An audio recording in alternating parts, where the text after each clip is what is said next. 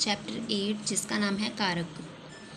ने को से के लिए तुम जानो, से को मैं पर हे अरे पहचानो। कारक के ये चिन्ह हैं, सारे शब्द हैं जुड़ते इनसे प्यारे। ये सारे जो क्या है, ने को से के लिए या फिर तुम जानो, से को, ये सारे क्या है, कारक के चिन्ह हैं और इन्हीं से जो हमारे शब्द होते हैं वो जुड़ते हैं। उपयुक्त वाक्य देखिए, पढ़िए और समझिए। मिताली कलम पत्र लिखा, बंदर पेड़ चढ़ गया, बच्चा झूले गिर गया। उपयुक्त वाक्यों में संज्ञा, सर्वनाम और क्रिया शब्द तो हैं, फिर भी इन वाक्यों का कोई अर्थ स्पष्ट नहीं हो रहा है।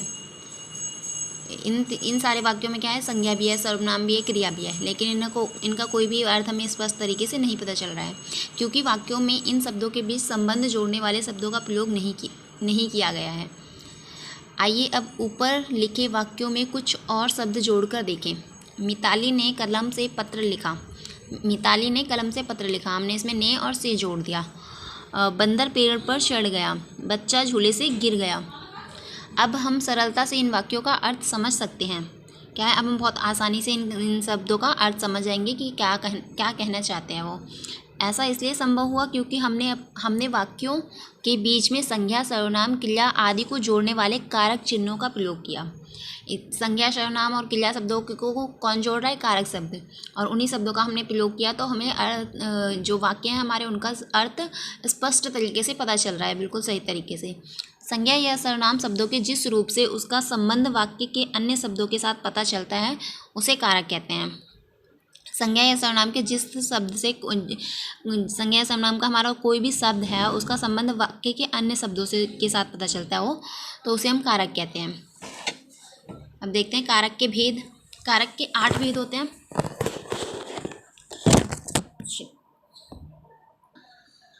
कारक के 8 भेद होते हैं। कौन कौन से? कर्ता कारक, कर्म कारक, करण कारक, संप्रदान कारक, आपादान कारक, संबंध कारक, अधिकरण कारक और संबोधन कारक। और इनके चिन्ह भी हमें यहाँ पे दे रखे हैं। कर्ता कारक का चिन्ह है जैसे ने, शून्य, कर्म कारक को शून्य, करण कारक से के द्वारा, संप्रदान कारक के लिए या फिर को, किसी को कुछ देने के भाव में हम जब यूज़ करते हैं को या फिर उनके लिए। आपादान कारक में से, अलग होना। संबंध कारक का, के, की, रा, रे, री। अधिकरण में पर और संबोधन कारक में हे और अरे। सबसे पहले देखते हैं कर्ता कारक, जिसे नॉमिनेटिव केस कहते हैं इंग्लिश में। जो क्रिया करता है वह कर्ता कहलाता है, वह कर्ता कारक कहलाता है। जो क्रिया करता है वो कर्ता कारक कहलाता है। जैसे कि राम ने धनुष उठाया, किसने धनुष उठाया? राम ने। यहाँ राम ने क्या है? कर्ता कारक है। इसमें ने भी यूज हो गया ने शब्द का भी, और राम ने। जो हमारा क्रिया करता है वो हमारा कर्ता कारक कहलाता है।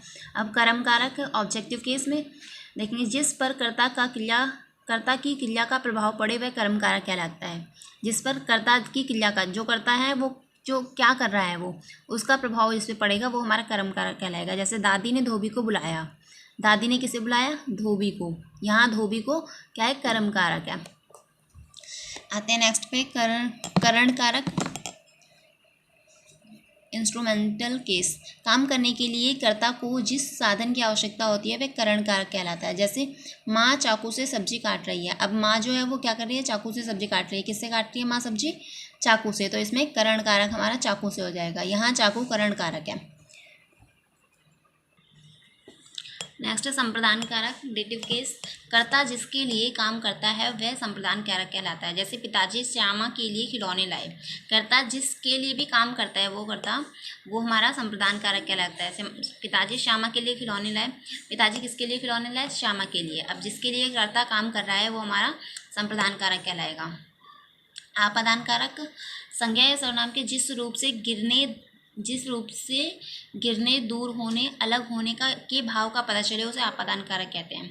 गिरने, कहीं से गिर रहे हो या फिर दूर हो रहा हो तो, या फिर कोई अलग होने का भाव पता चल रहा हो उसे आपादान कहते हैं। जैसे कौवे की चोंच से रोटी गिर गई। क्या है? रोटी कहाँ से गिर गई? चोंच से। पता चल रहा है ना कहाँ से गिरी हमारी रोटी? चोंच से।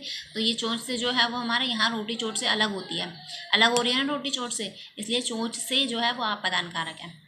संबंध कारक संज्ञा या सर्वनाम का वह रूप जो किसी वस्तु या व्यक्ति का संबंध दूसरी वस्तु यह व्यक्ति से बताए उसे संबंध कारक कहते हैं। संज्ञा सर्वनाम का वह रूप, वह रूप जो किसी वस्तु या व्यक्ति, कोई वस्तु है हमारी, कोई भी चीज़ है या फिर कोई व्यक्ति है, उसका संबंध दूसरी वस्तु या व्यक्ति से बताए, दूसरे किसी व्यक्ति से या दूसरे किसी वस्तु से बताए, उसे संबंध कारक कहते हैं। जैसे राजा दशरथ, राम राजा दशरथ के पुत्र थे। राम किसके पुत्र थे? राजा दशरथ के। संबंध बता रहे हैं यहाँ पे, यहाँ राम का राजा दशरथ के साथ संबंध बताया गया है, अतः यहाँ दशरथ के संबंध कारक है। अधिकरण कारक, जिस शब्द से कार्य के होने के स्थान की जानकारी मिले उसे अधिकरण कारक कहते हैं। जिस शब्द से कार्य के होने, कोई भी काम हो रहा है उसके स्थान कहाँ पे हो रहा है वो काम, उसकी जानकारी मिले, वो हमारा अधिकरण कारक कहला रहा है। जैसे राष्ट्रपति ने समाधि पर फूल चढ़ाए, राष्ट्रपति ने किस पर फूल चढ़ाए? समाधि पर। तो किस पर, मतलब कहाँ, किस जगह पे काम हो रहा है? समाधि पर काम हो रहा है, तो ये समाधि पर जो है वो अधिकरण कारक है।